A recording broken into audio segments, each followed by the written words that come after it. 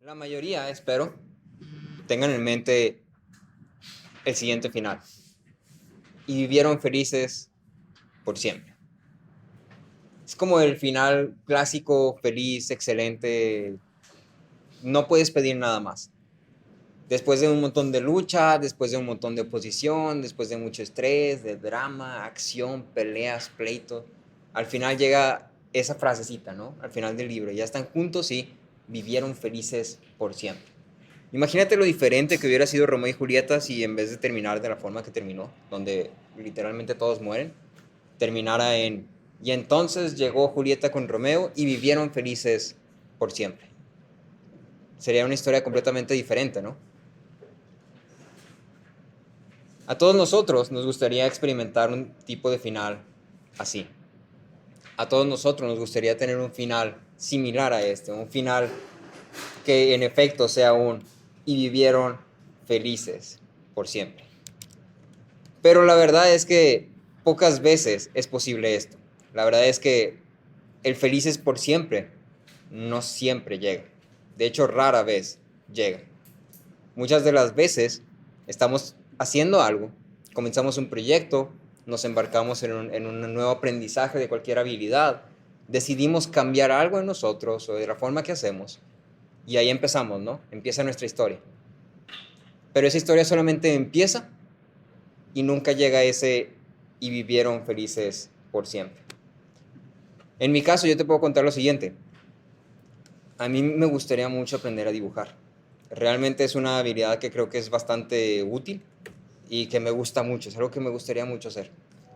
Y tengo incontables horas donde he visto tutoriales de dibujo, consejos prácticos para dibujar, qué necesitas para dibujar, tips de cómo estar practicando esto y cómprate este lápiz y este borrador, estas son las marcas buenas. Pregúntame si sé dibujar. No, te sé dibujar un cubito en 3D y ya. Es algo que yo he empezado, pero eso que yo he empezado no ha llegado a su y vivieron felices por siempre, que en mi caso sería, pues dibujo bien chido. Sí, lo que me digas te lo dibujo así. Tú, dime, ¿cuántas cosas has iniciado que has dejado a medias? ¿Cuántas cosas has iniciado que has dejado a medias? Que simplemente no llegaron a un final ni siquiera. Deja tú si es un final bueno o malo. Un final. Yo te puedo decir de eso del dibujo, pero incluso te puedo decir lo mismo del ejercicio, te puedo decir lo mismo de la lectura, te puedo decir sobre mi vida de oración, mis tiempos de oración o invertir mi vida en otras personas. Son obras que comienzan, pero que nunca llegan a ese y vivieron felices por siempre que tanto me gustaría. Yo creo que todos tenemos algo similar. Todos estamos como persiguiendo ese vivieron felices por siempre, pero no llega. No existe tal cosa. El principio que tú y yo encontramos en este capítulo de Esdras nos habla algo similar a esto. Y en realidad es un principio que nos dice, en realidad el felices por siempre no existe tal cual. ¿Por qué? El principio es este. Toda buena obra va a encontrar oposición. Toda buena obra, es decir, toda obra hecha para la obra de Dios, para el servicio de Dios, toda buena obra va a encontrar oposición. Y podemos ver este principio en efecto desde que están Adán y Eva. Desde ahí podemos ver inmediatamente que toda buena obra encuentra oposición. En el huerto, donde estaba el Edén, vemos inmediatamente que hay una buena obra y oposición. Conforme vamos avanzando en la Biblia, vemos estos personajes que se supone que están haciendo buenas obras, están viviendo para Dios y encuentran oposición. Cuando llegamos a Cristo, toda la vida de Cristo era una buena obra, de hecho era la buena obra, y tenía constantemente oposición. Toda buena obra encuentra oposición. Y lo podemos ver incluso en la actualidad. Simplemente observa la cultura y observa el cristianismo en medio de la cultura. Lo puedes ver en tus hogares, lo puedes ver en las influencias que te rodean, lo puedes ver en lo difícil que es edificar un hogar cristiano, lo puedes ver en tu vida personal, lo puedes ver en lo difícil que es crecer en piedad. Porque todas estas son cosas buenas, son obras buenas. que encuentran oposición. Y ahora esta oposición se puede ver en muchas formas o en muchos sentidos. Se manifiesta con diferentes caras, digamos. Puede ser que son personas que vienen y hablan en contra de ti. Puede ser que una falta de progreso se esté oponiendo a eso. Puede ser simplemente desgaste, puede ser simplemente estoy muy cansado. Estoy muy cansado, estoy devastado, ya no puedo más. Incluso el peso de lo que tienes que hacer, el que te digan te toca hacer esto, esto y esto y esto, porque eso es lo que Dios te ha llamado a hacer. Incluso el peso de todo eso puede ser una oposición, puede llegar a convertirse en una oposición. Y hay una palabra perfecta que engloba todas estas ideas. De hecho, es como un sentimiento y se llama desánimo. El desánimo es una de las formas de oposición más sutil y efectivas que existen. Tú y yo sentimos desánimo muy seguido. Todos los días hay cosas que nos desaniman, pero lo dejamos ahí. Lo dejamos ahí, lo ignoramos, lo ponemos de lado y dicen, no, pues toca seguirle. Y le seguimos, pero ese desánimo se queda ahí. Empiezas algo, te estancas, te desanimas, lo dejas. Dices, voy a cambiar. Te das cuenta que está muy difícil cambiar, te desanimas, te resignas. Quieres edificar la congregación, pero te das cuenta que la gente es difícil. Y entonces como que, es que esa persona como que no me deja entrar en su vida, como que no me quiere en su vida. Sí, es que esa persona es muy difícil, es que ya la invité, ya le hablé, ya le dije, pero no me hace caso. No, pues allí ella. Te desanimas y lo dejas. En todo el texto de Esdras hay un solo objetivo constante de la oposición. El objetivo era que la obra cesara. Si tú y yo estamos haciendo una buena obra y de repente cesa, una buena pregunta para hacerte es, ¿por qué? ¿Por qué cesó esa buena obra? Porque te aseguro que en 4 de 5 veces te vas a dar cuenta que fue por causa del desánimo que no tratamos. Lo que tú y yo vemos en Esdras 4 es una historia de una obra buena que es afectada e interrumpida por el desánimo. Vemos una historia de oposición que fue efectiva. En el capítulo anterior de Esdras, si lo recuerdas, vemos que el pueblo llegó y comenzó a edificar el altar y hablamos de las prioridades y cómo ofrecieron holocaustos y sacrificios y se quedaron en tiendas afuera acampando durante días y noches porque estaban felices de haber regresado y de poder otra vez seguir con su religión. Estaban celebrando su libertad a través de participar de esas fiestas, de esos banquetes. Y entonces veíamos eso y termina y así como que, wow, todo color de rosas, ¿no? Esto verdaderamente es vivieron felices por siempre. Pero luego pasamos la hoja, llegamos a Esdras 4 y ¿qué dice? Encontraron oposición y cesaron la obra. No llegó el final feliz como lo esperábamos. Hay un mensaje en este capítulo de Esdras. Y el mensaje es que tú y yo necesitamos ser realistas. Nada de lo que hagamos para Dios va a venir sin oposición. Necesitamos ser realistas. El llamado de seguir a Cristo es un llamado que implica oposición. No existe tal cosa como seguir a Cristo de forma fácil, sin sufrir, sin problemas. Eso simplemente no existe. Inmediatamente hay una pregunta que deberías hacerte. Tú que dices que estás siguiendo a Cristo, ¿estás padeciendo oposición? ¿O todo va de perlas? Porque si todo va de perlas, tal vez deberías preguntarte, ¿algo estoy haciendo o algo no estoy haciendo bien o mal? Algo de lo que Dios me está llamando a hacer, no lo estoy cumpliendo. Porque si no hay oposición, quiere decir que vas por un camino fácil. Y el camino de Cristo nunca es un camino fácil. La siguiente pregunta inmediata es, ¿cómo se ve la oposición? ¿Qué deberíamos esperar de la oposición? Y entonces esta respuesta la encontramos a lo largo de todo el capítulo 4. Y hay dos formas de oposición en este capítulo de Esdras. Nada más vamos a ver estas dos formas así de forma rápida. Forma. Quisiera leerte los primeros versículos, están un poco parafraseados. Primeros versículos, dice, cuando se enteraron los enemigos de Judá y de Benjamín, ¿quiénes se enteraron? Los enemigos. Les dijeron, vamos a edificar con ustedes. ¿Qué querían hacer los enemigos?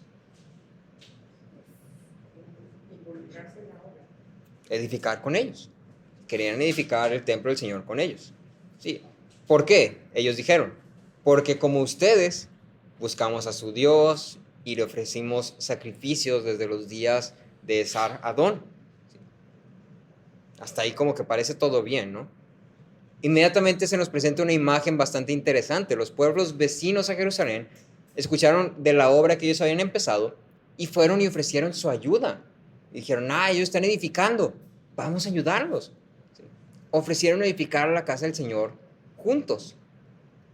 Qué bien, ¿no? Qué padre. Somos 42,000 personas, tenemos que reconstruir una ciudad completa.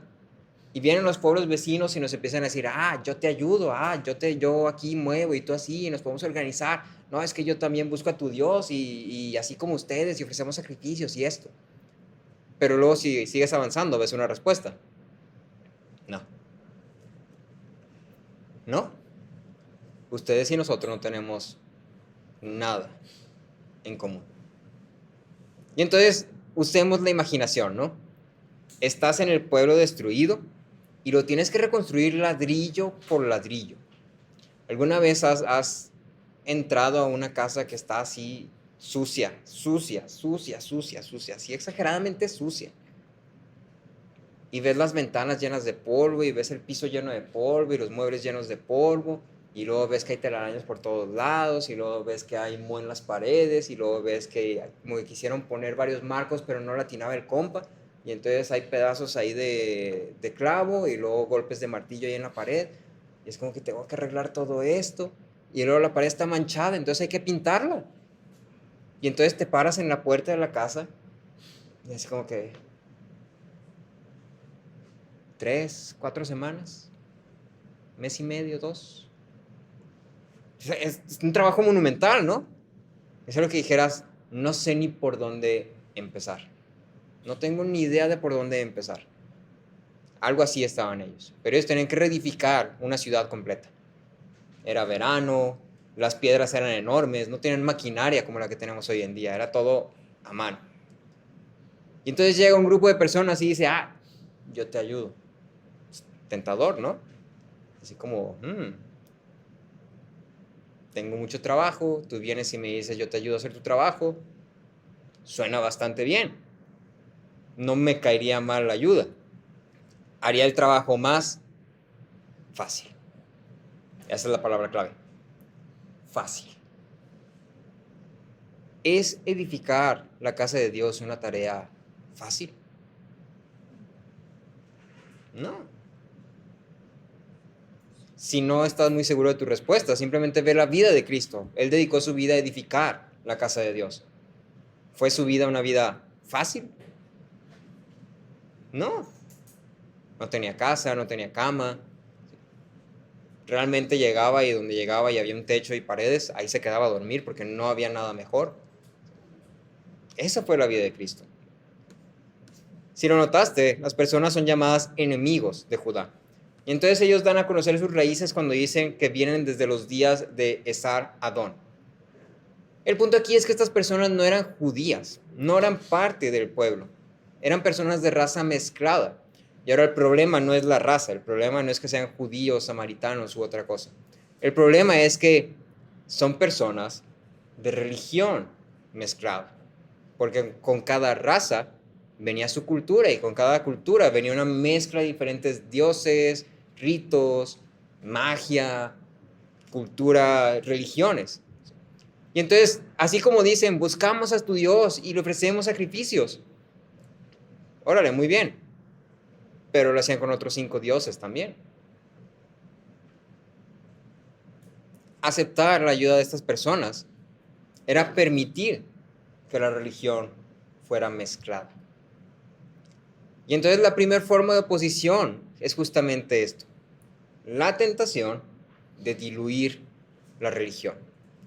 La tentación de diluir la religión, de hacerla más fácil. Vamos a hacer el cristianismo más fácil. Porque así como viene en la Biblia, está muy difícil. Te pide muchas cosas, requiere muchas cosas de ti, te pide que hagas cosas que no están difíciles, pero yo no las quiero hacer, porque a mí me gusta hacer estas otras. Entonces vamos a hacerlo más fácil. La primera forma de oposición es la tentación de diluir la religión. Tanto para ellos como para nosotros, esta tentación de oposición siempre está ahí. Siempre está extendiendo la mano. Constantemente estamos ante la tentación de hacer menos, de exigir menos, de rebajar el estándar, de hacer las cosas un poco más fácil para nosotros y para los demás.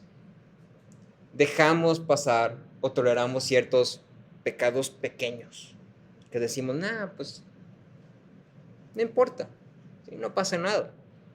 Nos exponemos a malas influencias, a malos hábitos, a personas que se desvían y a personas que nos desvían.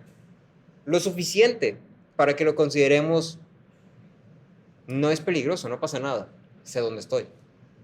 Y lo suficiente para que sea peligroso. El ejemplo inmediato es lo que Esdras presenta. Él dice, no tenemos nada en común con ustedes. ¿Cuánto de la iglesia se está mezclando con el mundo? ¿Cuánto de las ideas que ves en la iglesia hoy en día no son ideas de la cultura que se infiltran a la iglesia porque funcionan? Funcionan para tener a la gente aquí, funcionan para atraer a la gente, funcionan para crecer rápido. Están echando mano de ciertas cosas para hacer el trabajo más fácil. Lo puedes ver también a un nivel personal. Lo ves en la falta de compromiso que tenemos hacia la iglesia. Ir 4 días a la semana a la iglesia, eso es de locos. Necesito descansar y la gente es molesta. O voy a aprovechar el domingo para convivir con todos los de la iglesia para ya entre semana poder olvidarme de ellos. Me toca tiempo para mí. Sí, tiempo para Marcos, mi favorito. O tarea. ¡Qué asco, tarea! ¿Quién haría tarea? ¿En la iglesia? ¿Por qué dejan tarea en la iglesia? O incluso, mucha iglesia, necesito un break. Voy a dejar de ir todo este mes. La iglesia hoy en día tiene una muy grande falta de compromiso. Porque la gente ve la iglesia como un lugar de visita. Y eso no es la iglesia. Incluso lo puedes ver cuando permitimos que ciertos sentimientos poco gratos hacia personas dentro de la iglesia permanezcan ahí.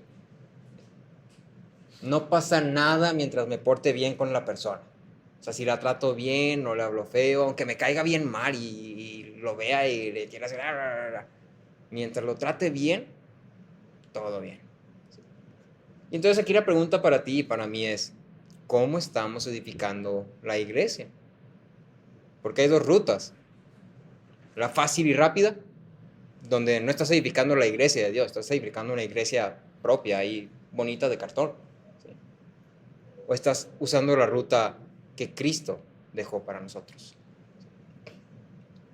Segunda de Corintios 12:15 dice, con mucho gusto gastaré lo mío y aún mismo me desgastaré yo por sus almas. Por sus almas. Si los amo más, ¿seré amado menos? Probablemente. Pero Pablo dice, voy a desgastar lo mío y a mí mismo. El cristianismo que estás viviendo, dime, ¿te desgasta? ¿Dirías que te desgasta o estoy bien a gusto? Me gusta mucho este cristianismo. Voy a la iglesia, me dan de comer los domingos, me regreso a mi casa llenito, me duermo y pues ya a chambear en la semana, ¿no? Porque necesitamos dinero para comprar cositas. Ofrendar, bueno, 50 pesos. 70 para la comida. ¿Sí? Me toca a mí 100.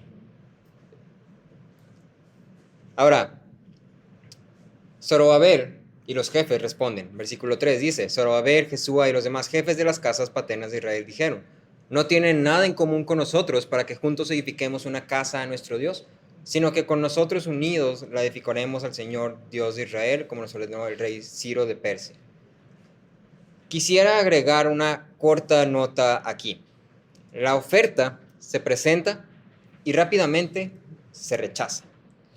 Y quiero que prestes atención a dos cosas que podemos aprender de ese texto. Primero,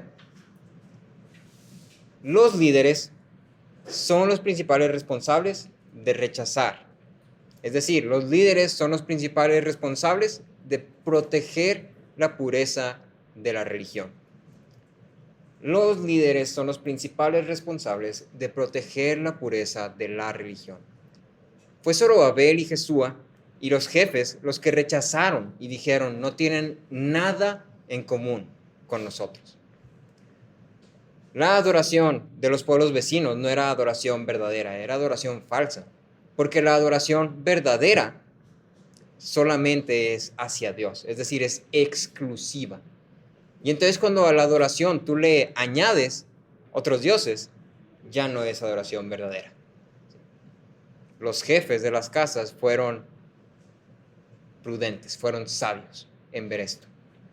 Y entonces para aquellos que son cabeza de hogares, para los que son madres, para los pastores, para los que están como líder de algún tipo de grupo, los que tienen personas bajo su mando, tú eres el responsable principalmente de mantener la pureza de la religión. No quiere decir que si no eres líder o pastor o algo del estilo ya no seas responsable. Sí lo eres. Pero si tú estás en un puesto de liderazgo, eres más responsable. Lo segundo es que la iglesia es quien debe edificar a la iglesia. Zorobabel dice, nosotros unidos edificaremos la casa del Señor. Nosotros, la iglesia, unidos edificaremos la casa del Señor. Está implícito que todos estamos atentos a amenazas, pero también queda claro que somos nosotros quienes debemos de trabajar. La iglesia debe de trabajar. No deberíamos buscar el camino fácil. Y entonces, sea para edificar tu hogar, la iglesia o algo más, la iglesia es quien debe de trabajar. Tu trabajo no lo va a hacer otra persona por ti. Si eres iglesia, eres tú quien debe de trabajar. Ahora, la segunda forma en la que vemos la oposición es justamente por lo que decíamos, es por medio del desánimo. Versículo 4 y 5. El pueblo de aquella tierra se puso a desanimar al pueblo de Judá y a atemorizarlos para que dejaran de edificar. Tomaron a su sueldo consejeros contra ellos para frustrar sus propósitos, todos los días de Ciro, rey de Persia, hasta el reinado de Darío, rey de Persia. Fíjate en tres cosas. De estos versículos 4 y 5, fíjate en tres cosas. El objetivo era, versículo 5, contra ellos para frustrar sus propósitos. El objetivo era frustrar los propósitos, hacerlos cesar. El objetivo es hacerlos cesar. La oposición tiene como objetivo hacernos cesar. Segundo, el pueblo de aquella tierra se puso a desanimar al pueblo de Judá. Tomaron a sueldo consejeros. ¿Pagarías de tu dinero, de tu bolsa, que tú trabajaste para obtener, simplemente para hacerle el mal a alguien? Ellos lo harían. Ellos lo hicieron. Lo segundo es que la oposición no viene de forma pequeña. Es decir, no pienses que la oposición va a ser una persona que venga y te diga, no te salió muy bien hoy. Y ya, no. Las personas están dispuestas a gastar su dinero solamente para desanimarte. Tercero, tomaron a sueldo consejeros contra ellos para frustrar sus propósitos todos los días de Ciro hasta el reinado de Darío. Ponle que unos 30 años. Durante 30 años estuvieron pagando y desanimando. La oposición es larga y duradera. Eso es lo tercero. La oposición es larga y es duradera. todos los días de Ciro hasta el reinado de Darío. Y luego esta porción, hasta el versículo 5, está hablando solamente del templo, de la edificación del templo, y luego hace un corte en tiempo medio extraño, y comienza a hablar después de la edificación de las murallas de la ciudad. Y entonces, durante 30 años, estuvieron ahí en oposición, pero luego terminaron de edificar el templo. Empezaron a construir las murallas, ¿y qué crees que pasó? Más oposición. Entonces, 30 años, y agrégale otros cuantos más, durante más o menos 100 años, estuvieron viviendo en oposición. Literalmente fue una vida de oposición. Si alguna vez te preguntas cuánto va a durar la oposición, 100 años, más o menos. Quítale, pon. ¿Sí? A lo mejor llegas a los 80, 90, pues, toda tu vida, ya para redondear. La oposición contra el pueblo de Dios continuó y se fue haciendo cada vez más grande. Conforme vamos leyendo, vamos dándonos cuenta que al principio eran nada más los pueblos vecinos y luego los consejeros. Pero luego mandaron cartas. ¿Sí? Y luego ya estaban los escribas, los gobernadores, los jueces, todos los que eran miembros todos los que no tenían credenciales. Todos estaban participando de esa oposición. Se utilizaron recursos, se utilizaron mentiras porque difamaron al pueblo de Jerusalén diciendo que ya no iban a pagar, diciendo que no le convenía al rey. Se utilizó inteligencia y se utilizó fuerza, lo hicieron cesar a la fuerza. Se hizo todo lo posible para que la obra cesara. Ahora, lo que vemos aquí no es tan distinto a lo que tú y yo vivimos hoy en día. El mundo ha sido puesto en contra del cristianismo. En mayor parte, decir que eres cristiano hoy en día es visto como una de dos formas. Porque una, o eres una persona con buena moral, es decir, es alguien que te portas bien, que tratas bien a la gente, que manejas bien, que no excedes el límite de velocidad, y pues que tienes versículos bíblicos ahí en tu página de Facebook o Instagram. Cristiano. Entonces esa es una. Y la otra es una persona que es súper religiosa, súper aguafiestas, que odia a muchos grupos de personas que no embonan con su religión, y esto y aquello. Y entonces solamente hay esas dos vistas en mayor parte.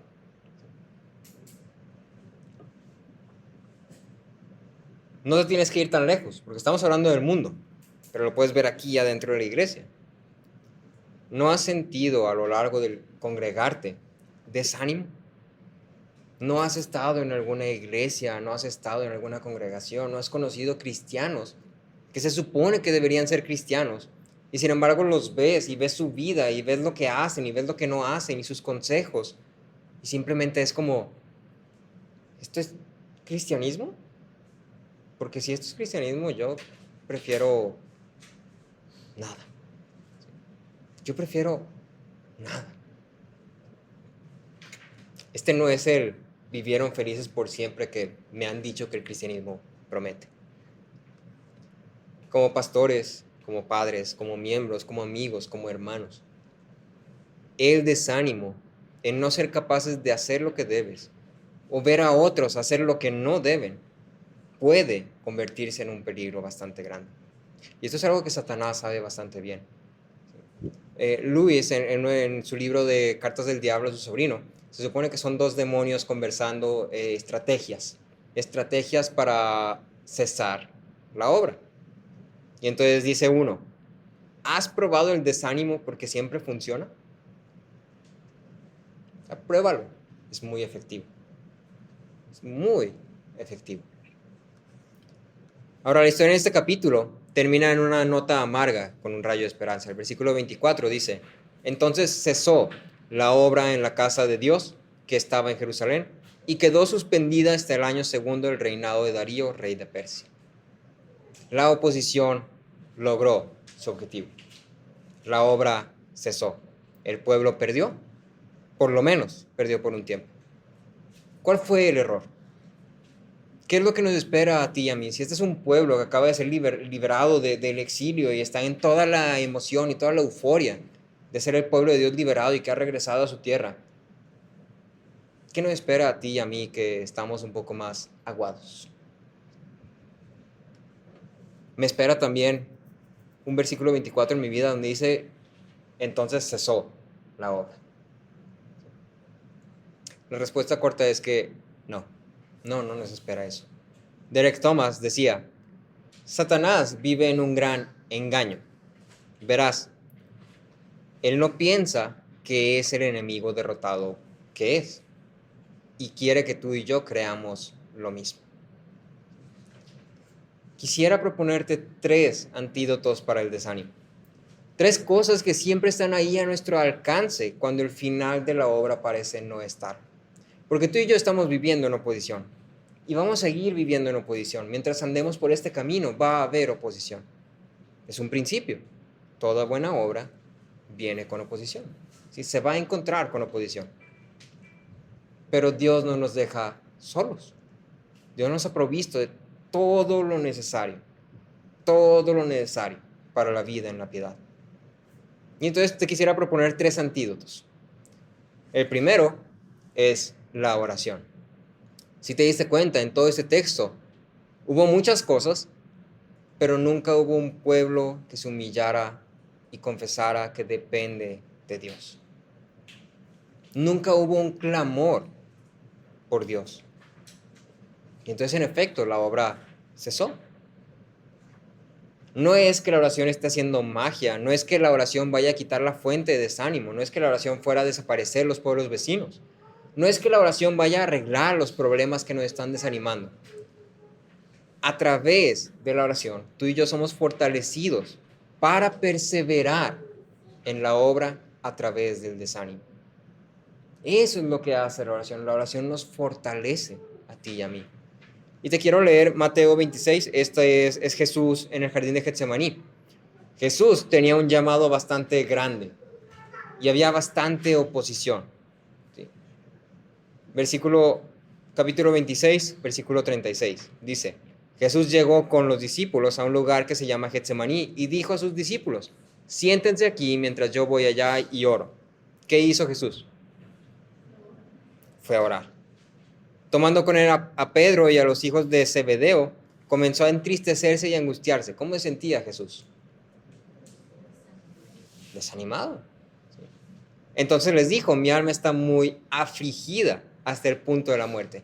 ¿Qué tan desanimado estaba Jesús? Muy desanimado. ¿Alguna vez te has sentido desanimado al punto de la muerte? ¿Lo has sentido? Yo en lo personal no. Me he sentido desanimado, pero no al punto de la muerte. Pero me he sentido muy desanimado y muchas veces que me he sentido desanimado, mi primera reacción no es voy a orar. Mi primera reacción es, pues ya, cesar. Sin embargo, Jesús va y ora. Versículo 41, Jesús dice, velen y oren para que no entren en tentación. El espíritu está dispuesto, pero la carne es débil. Es una instrucción. Vela y ora. Bien puede que todo siga igual, bien puede que la oposición y desánimo nunca se vayan, pero nosotros estaremos fortalecidos y podremos perseverar a través de ello por medio de la oración. Y entonces aquí una pregunta inmediata. ¿Qué tan desanimado estás? ¿Qué tanto oras? ¿Qué tanto oras? Porque ahí está el acceso. ¿Qué tanto lo usas? Tengo mucha alergia y hay loratadina. Mejor sigo sufriendo aquí con mi alergia y con escurrimiento y dolor de cabeza y todo eso. Achú, achú. Eso estamos haciendo. Segundo antídoto, recordar las promesas. Recordar las promesas de Dios. El desánimo, uno de los síntomas, uno de los efectos, una de las estrategias del desánimo, es que nos hace enfocarnos en el presente. Nos hace enfocarnos demasiado en el presente. No porque esté mal pensar en el presente, pero nos hace enfocarnos demasiado en el presente. Nos enfocamos en las circunstancias que nos tienen abrumados y sin esperanza, y esto nos hace olvidarnos de lo que Dios ha prometido hacer e incluso lo que Dios ya ha hecho. Porque estamos tan encasquetados con lo que estamos viviendo, con la oposición que estamos viviendo, que ya no estamos volteando a ver aquello ni esto. ¿Sí? La pregunta aquí ¿es más grande la adversidad que tu Dios? Ahorita no me respondas, respóndeme cuando estés en oposición. ¿Es más grande la adversidad que tu Dios? Porque entonces hay una de dos cosas que te puedo responder a esto. La primera es que a lo mejor no conoces muy bien a tu Dios. Si vives, no si piensas, si vives como si la adversidad es más grande que tu Dios, puede que no conozcas muy bien a tu Dios. Entonces agarra la Biblia y empieza a leer. Conócelo. O lo segundo, si la adversidad es más grande que tu Dios, puede que tu Dios no sea el Dios de la Biblia. Y entonces por eso estás perdiendo. Porque estás poniendo tu esperanza en otra cosa. Y entonces sí, ahí sí te puedo decir, la adversidad es más grande que tú, Dios. No que el Dios de la Biblia, que tú, Dios. Otra vez cito a C.S. Lewis. En la historia de C.S. Lewis es Narnia el libro número 1. Y está Diggory. Diggory es un niño. Su mamá está muriendo, está enferma y está muriendo. Y entonces Diggory obtiene un tipo de cura para su mamá, pero no está seguro si va a funcionar. No parece que fuera a funcionar. Y entonces el libro dice esto. Durante el resto de ese día, cuando le dio la cura, cada vez que miraba las cosas a su alrededor y veía lo ordinarias y no mágicas que eran, apenas se atrevía a tener esperanza. ¿Qué estaba haciendo Diggory? Viendo el presente, viendo lo que estaba alrededor. Y dice, apenas se atrevía a tener esperanza. Desánimo. Y luego dice, pero cuando recordaba la cara de Aslan, tenía esperanza. ¿Cuándo tenía esperanza? Cuando recordaba. Cuando recordaba. Entonces la segunda es recordar las promesas. Tercero, y esto creo que es lo más importante, pon tus ojos en Cristo. Pon tus ojos en Cristo. En Hebreos 12, versículo 3, dice, consideren pues a aquel que soportó tal hostilidad de los pecadores contra él mismo. ¿Qué hizo Jesús? Soportó la hostilidad, soportó la oposición. Y lo dice, para que no se cansen ni se desanimen en su corazón. ¿Qué va a pasar cuando tú y yo consideremos a Jesús? Cuando tú y yo contemplemos a Jesús. ¿Qué va a pasar? No nos vamos a cansar, ni se va a desanimar nuestro corazón. Es una consecuencia natural. Ante todo, tú y yo tenemos un mediador que entiende nuestro padecer y se compadece por nosotros. Él mismo padeció oposición y nos ha dejado un ejemplo a través de su vida y obediencia perfecta para cumplir la voluntad del Padre, para la más grande buena obra, con la mayor oposición que ha existido jamás, la salvación de nuestras almas. La oposición en esta buena obra en la que Dios nos ha embarcado es inevitable. No busques evitarla. No puedes evitarla. En cierta forma, de hecho, es parte de la obra. La oposición misma es parte de la obra. En Hechos 14:22, tú puedes leer que dice, es Pablo y dice, fortaleciendo los ánimos de los discípulos, exhortándolos a que perseveraran en la fe, diciendo, es necesario que a través de muchas tribulaciones entremos al reino de Dios.